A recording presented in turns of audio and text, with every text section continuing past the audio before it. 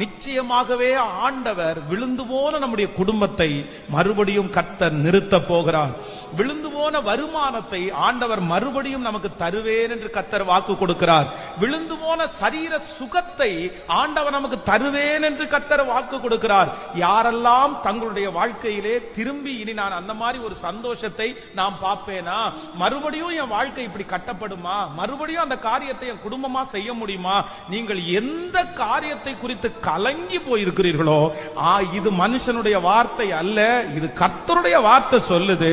இல்ல, விழுந்து போன அந்த காரியத்தை நான் உனக்கு திரும்பவும் அதை சரி பண்ணி பாழா போனதை சீர்படுத்தி திறப்புகளை அடைச்சு பூர்வ நாளிலே இருந்தது போல அந்த சந்தோஷத்தை அந்த மகிமைய மறுபடியும் தருவேன் என்று கர்த்தராகிய ஆண்டவர் வாக்கு கொடுக்கிறார்.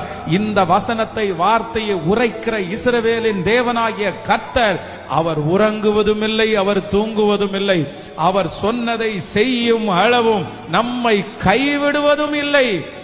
அவர் நிச்சயமாய் திரும்ப எடுப்பித்து கட்ட போகிறார்.